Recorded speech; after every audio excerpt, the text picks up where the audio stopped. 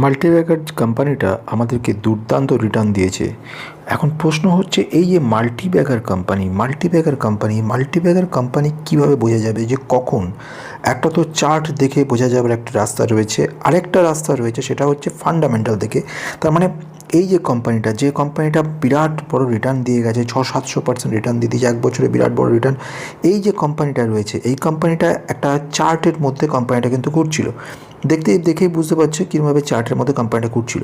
তারপরে কোম্পানিটা হঠাৎ করে একটা কিন্তু ব্রেকআউট এলো, এবং ব্রেকআউট যখন এলো কোম্পানিটার মধ্যে, তখনই আমরা দেখতে পারলাম কোম্পানিটা হঠাৎ করে জাম্প করে গেল। একটা ছোটো স্মল ক্যাপ কোম্পানি, যে কোম্পানির মধ্যে তেমনভাবে ফান্ডামেন্টাল ভালো ছিল, অথচ বেশ কিছু অর্ডার আলটিমেটলি কোম্পানিটাকে একটা জায়গায় বলার রেজিস্ট্যান্সের মধ্যে আটকে রেখেছিল, সেখান থেকে এইরকম জায়গায় একটা ব্রেকআউট তৈরি করে কোম্পানিটা কিন্তু রকেট হয়ে গেল। আমি যে কথাটা বলছি কোম্পানিটার কথা নিয়ে আজকে, সেই কোম্পানিটা খুব দুর্দান্ত কোম্পানির নাম হচ্ছে সিগমা অ্যাডভান্স সিস্টেম। তাহলে আজকের এই ভিডিওর মধ্যে প্রথম ব্যাপার আমরা জানবো সেটা হচ্ছে চার্টের মধ্যে দেখবো আমরা চার্টে কোম্পানিটা কীরকম পজিশনে রয়েছে। সেকেন্ড, আমরা যেমন ফান্ডামেন্টাল দেখবো কেন কোম্পানিটাকে এত বিরাটভাবে অনেকে এক্সপেক্ট করছে, এবং যারা ইনভেস্টাররা, যেখানে নিফটি একটা ফ্ল্যাট হয়ে মুভমেন্ট করছে, কোনো সময় কারেকশন হচ্ছে, সেখানে এই কোম্পানিটা কী করে এত বেশি পার্সেন্ট রিটার্ন দিয়ে যাচ্ছে। আর লাস্টলি, যদি এই সব কোম্পানিতে আমরা ইনভেস্ট করতে পারি, তাহলে কিন্তু অবশ্যই আমাদের ইনভেস্টমেন্ট অ্যামাউন্টটা বহু গুণ হতে পারে। আর সবথেকে বড় কথা বন্ধুরা, যদি আমরা স্টক মার্কেটে সঠিকভাবে কোনো একটা কোম্পানিকে আমরা স্ট্রেস করতে পারি এবং সেই কোম্পানিতে একটা ইনভেস্ট হতে পারি, তাহলে কিন্তু ভবিষ্যতে একটা বড় রিটার্ন দেওয়া যেতে পারে। একটা বড় লার্জ ক্যাপ কোম্পানিতে যদি একটা 1 লক্ষ টাকা রাখা যায়, তাহলে সেই কোম্পানিটা আমাদের 5 বছরে 2 লক্ষ টাকা করবে, অর্থাৎ 5টা গুরুত্বপূর্ণ বছর চলে যাবে। এরমভাবে যদি 4 বার হয়, তার মানে কতটুকু টাকা হবে? 1 লক্ষ থেকে 2 হবে, 2 থেকে 4, 4 থেকে 8, 8 থেকে 16 লক্ষ টাকা, ম্যাক্সিমাম 16 লাখ টাকা পর্যন্ত যেতে পারবে। কিন্তু যদি এমন কোনো কোম্পানিতে মাত্র 10,000 টাকাও থাকে আপনার, সেই টাকাটাও আপনি ইনভেস্ট করেন, এবং সেখানে যদি আপনাকে 20x রিটার্ন দেয় 5 বছরের মধ্যে, অর্থাৎ এই 10,000 টাকা কিন্তু 2 লক্ষ টাকায় পরিণত হয়ে যাবে খুব চটপট। এই যে বিষয়টা, এবং তারপরে যদি কোনো কোম্পানিতে আবার 20x দেয়, আপনি তখন কিন্তু 40 লাখ হয়ে যাবে, এবং তার পরবর্তীতে আরেকবার হলে আপনি কিন্তু 5 বছরের মধ্যে বহু গুণ হতে পারবেন। তাহলে সবচেয়ে বড় কথা কি, একটা বিষয় জানা, সেটা হচ্ছে ফান্ডামেন্টাল স্ট্রং কোম্পানি। যে কোনো কোম্পানির কথা আমি বলছি না, এমন কোম্পানি অনেক আছে, যে কোম্পানি SME কোম্পানি, যেগুলো প্রচণ্ড রিস্কি, সেগুলো 1 বছরেই বিরাট রিটার্ন দিতে দিচ্ছে 1000%, কিন্তু তার মানে কিন্তু ভালো নয়। এবার আসছি কোম্পানিটার ক্ষেত্রে। কোম্পানির নাম সিগমা অ্যাডভান্স। এবারে দেখবো আমরা কোম্পানিটা 6 মাসের মধ্যে আমাদেরকে কিন্তু 200% মতো রিটার্ন দিয়েছে, এবং খুব ভেরি গুড কোম্পানির নাম সিগমা অ্যাডভান্স সিস্টেম।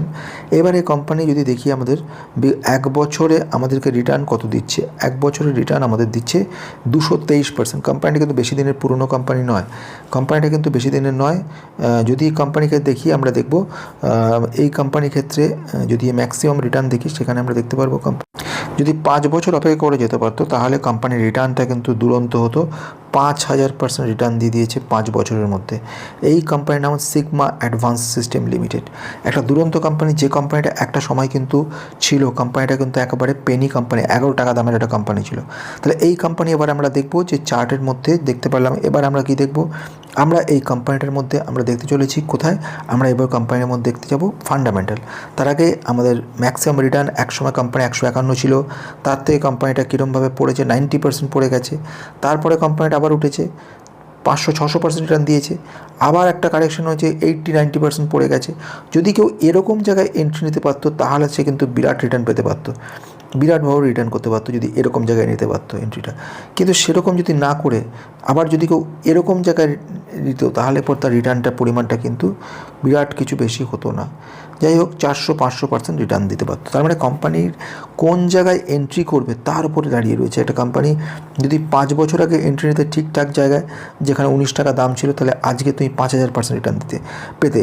অথচ সেই কোম্পানি যদি তুমি এমন জায়গায় কোনো সময় হতে, যে এরকম জায়গায় হতে 110-115 হতে, তাহলে তোমার কিন্তু রিটার্নটা এত ভালো হতো না। এবারে ফান্ডামেন্টাল দেখব। কোম্পানিটা ডিফেন্স কোম্পানি, অ্যারোস্পেসের উপর কোম্পানিটা কাজ করছে এবং ডিফেন্স অ্যারোস্পেসের Hyderabad base aerospace defence manufacturing company 10,000 কোটি মার্কেট ক্যাপের এই কোম্পানিটার কিন্তু প্রাইস টু আর্নিং রেশিও রয়েছে 38.6। এটা কিন্তু খুব ইন্টারেস্টিং। পি রয়েছে 38.6। পি কীভাবে বোঝা যায়, পি ভ্যালুয়েশন কি, ডিটেলস আমি পরে বলবো। এখন এই মুহূর্তে 38 রয়েছে পি।